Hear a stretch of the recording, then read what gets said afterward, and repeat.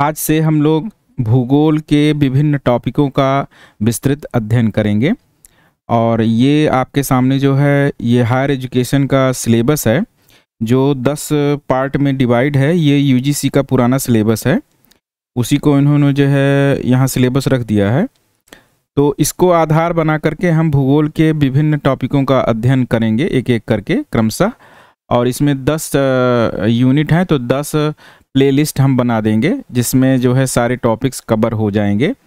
और जो अन्य परीक्षाओं जैसे पीजीटी या यूजीसी, इन सब परीक्षाओं के जो टॉपिक्स इससे कवर नहीं होंगे उन्हें हम लोग एक्स्ट्रा जो है टॉपिक में कवर करेंगे।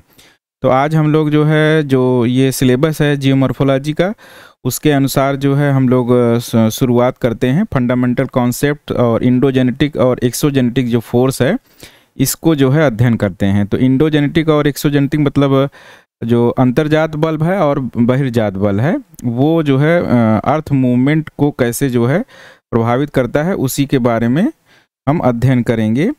तो ये देखिए, जैसे अर्थ मूवमेंट जो होता है वो क्या होता है,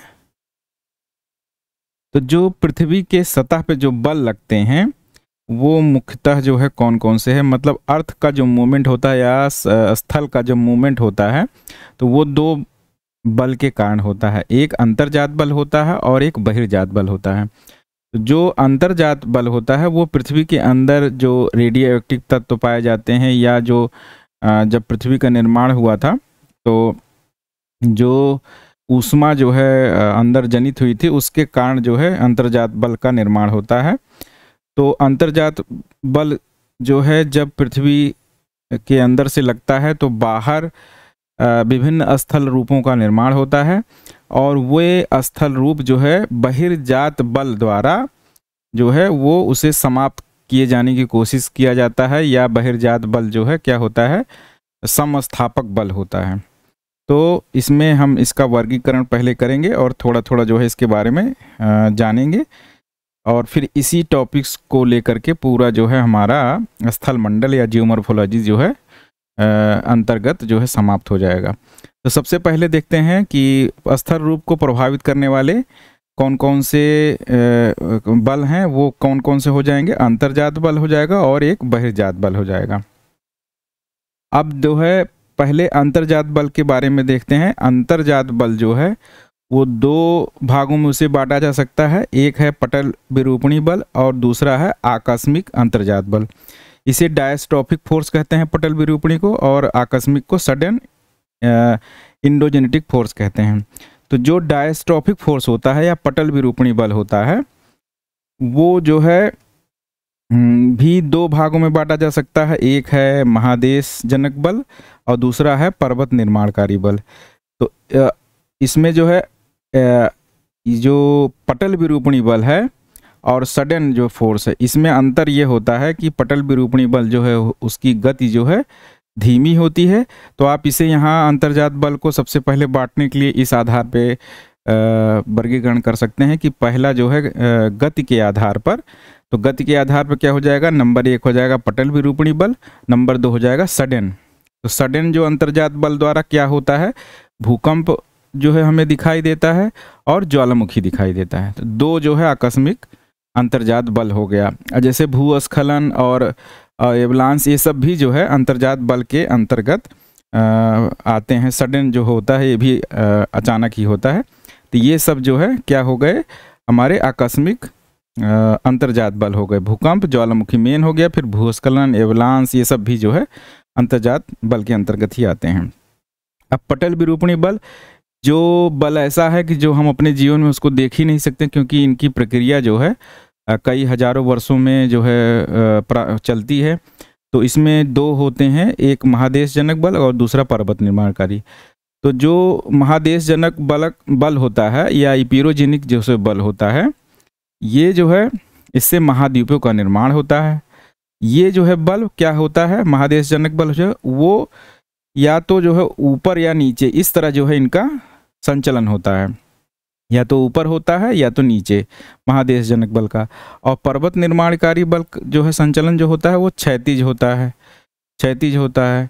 और देखिए महादेशजनक बल में जैसे ये होता है अपवर्ड फोर्स और इमरजेंस, इसमें भी दो होता है, एक अपवर्ड फोर्स और दूसरा जो है डाउनवर्ड फोर्स।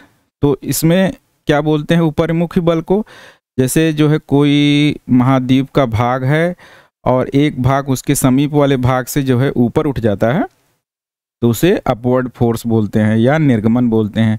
अगर जो है तट के समीप कोई जो है ज़मीन जो है धसी हुई है जो वो ऊपर उठ जाती है तो उसे इमरजेंस बोलते हैं।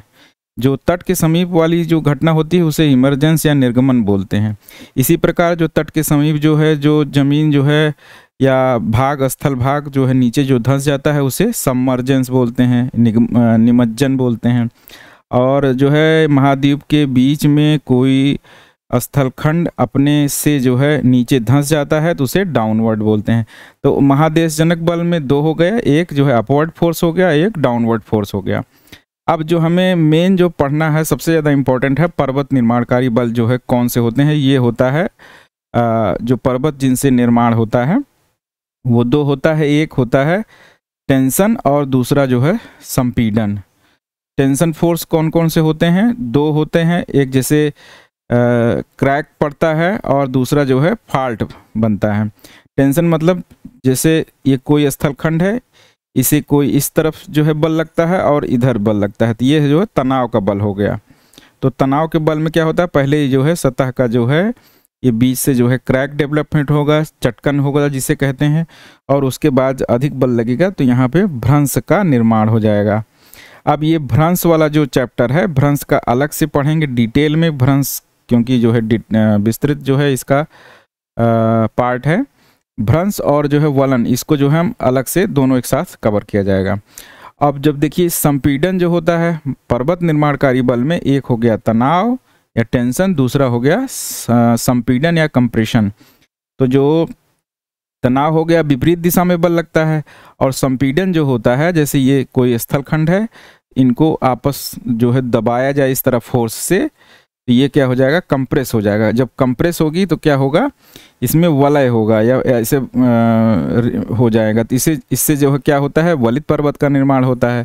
कंप्रेशन से जो है वलित पर्वत का निर्माण होता है और टेंशन से क्या होता है ब्लॉक पर्वत का निर्माण होता है।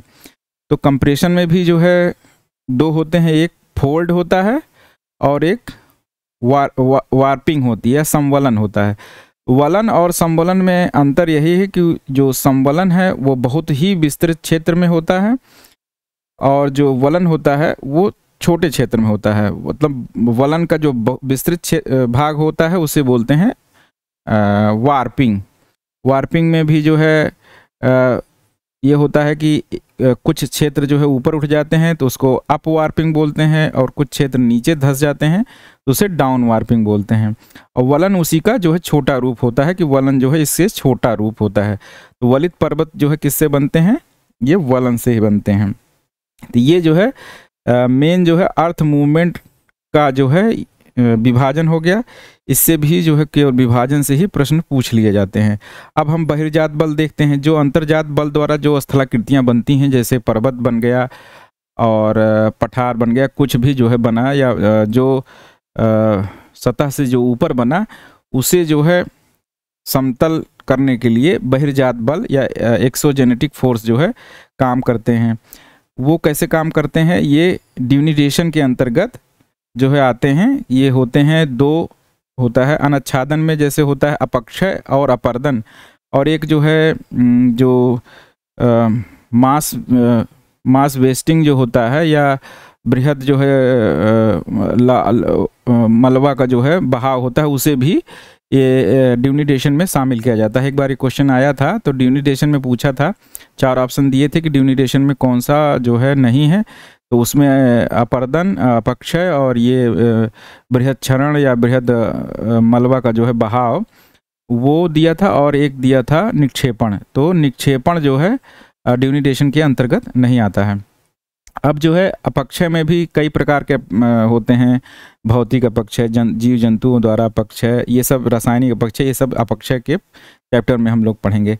अब अपर्दन में जो अपर्दन होता है, बाह्य जो स्थलखंड जो है अंतर्जात बल द्वारा बना है, तो उनका अपर्दन जो है किससे होता है, जल से होता है, पवन से होता है, हिमनद से होता है, सागरीय तरंग से होता है। तो ये सब जो है कई जो है अपर्दन के प्रकार होते हैं जो स्थलखंड जो है बनते हैं, उनको जो है ये समतक स्थापक बल जो है इसको कहते हैं। ये जो है पृथ्वी इस तरह से संतुलन में बनाए रखने की कोशिश करता है जो है बल।